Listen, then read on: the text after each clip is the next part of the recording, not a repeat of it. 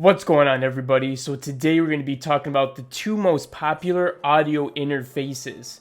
We got the SCARLETT Focusrite, which is like the low tier audio interface that everybody uses. Super great for the price. And then we're going to talk about the Apollo Twin, which is like the mid tier, one of the highest quality for the mid tier, I'd say, because it's not quite a studio audio interface. Now we're not going to be going over the specs like 30 watts and 5 amps equals great output. No, we're not doing anything like that. So if that's the video you're looking for, you might want to go check out a different one or just do a Google search. We're going to be talking about why you would want to get a more expensive audio interface and how that's going to help you mixing as a music producer. So if you're ready for this one, let's jump right in.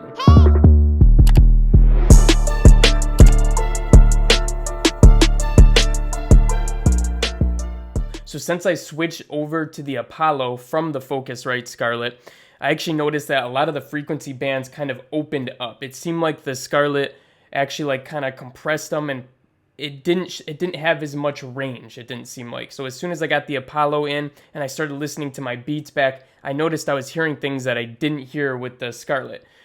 It sounded like I had more free range, and then as I started to mix and do a couple more beats in the time that I've had it, they actually came out way better mixes overall. Also, the UAD plugins, that's the brand that Apollo is. It's Universal Audio, so their plugin suite is they got really great plugins. They're pretty much goated out there, so if you want to get some plugins, this might be the way to go for you. They also have like a console app that kind of offsets any of the CPU limitations that their plugins may use. Through the app, you can go ahead and add all the UAD plugins, and it won't even like count towards your CPU. That's actually all being handled on your interface. So it's really great for doing things like that as well. And there's just a lot more advanced controls that you can do with it. Everything's really nice and easy to play with right there. So it makes honestly producing and switching between different routings and different things like that a breeze. Now with the SCARLETT, on the other hand, it's a lot cheaper, right? It's like $139 or $200, something like that, compared to like 10 times that price.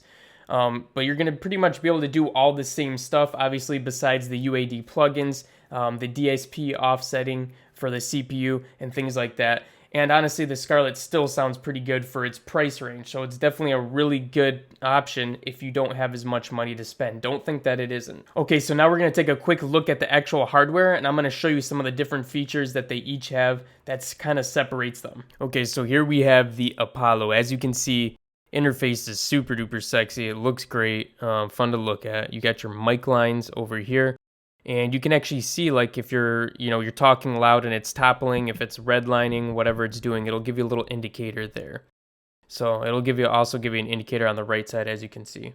When you turn this up and down, it controls the mic gain, and you can control each of the mics separately. You have two mic inputs for this twin, and the preamp right here will go ahead and switch between each line. So you got channel 2 and channel 1. So you can make one louder than the other louder than one, whatever you want to do there. You can set them individually, or you can even set them together if you'd like to do that. When you hit the monitor over here, you can switch between the headphone volume. You can go ahead and turn up how loud you want it to be on your headphones, or you can turn up how loud you want it to be on your monitors. So pretty cool. You can do those each separately, and as you can see, I just blew my eardrums out completely. But as you can see, you can power those on separately. So what you can do is you can turn your monitors off when you're listening in your headphones, or you could turn your headphones off when you're listening to your monitors. So that way you don't have to turn off your monitors and you don't have to unplug your headphones. They're not both going to be playing at the same time. It just makes it super, super convenient being able to power them on separately like this. So you can leave your speakers on while you're listening to headphones. Just turn the volume all the way down. Like, it's that simple. So right now we're looking at the headphone and the monitor settings right here. You have this talk feature, which will actually silence everything else in the background so you can talk without having to talk over the music. The dim power right there will just cut out any background noise that might be interfering or coming through the line. You have a mono signal, so that if you want to listen to a mono, just press that button, and then you can mute the signal as well. So now looking at the preamp for the mics or any lines that may be coming in, the input is going to go between the mic and the lines. the line is up front right there. So you can put a bass guitar, any instrument that you want to put through those lines, you can do there. And that's how you switch between them. The preamp switches between the different channels for the 2 mics that you may have. You also have the dimming effect, which will cut off any low end, which is really nice. You got the 48 volts to power your mic or power whatever you're using in there.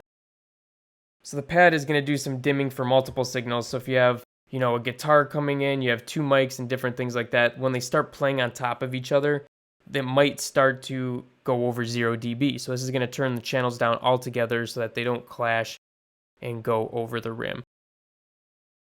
This is how you can reverse the polarity. And the linking right here is kind of cool. So what the linking does is it'll allow you to turn up both mics at the same time, or both channels at the same time. So if you want them to be at the same level and you don't want to do them individually, you can just link them and turn them up. Okay, and here we have the Scarlett Focusrite.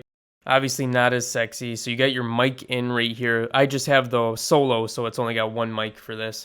So if you want to plug in your mic, you can do it there, and you control the gain using this knob right here. And as you can see, it has that little green ring, so it does give you an indicator when someone's talking or when noise is being made, and you'll know when it's on, right, if it's working or not. You also got that another gain right here for your other inputs.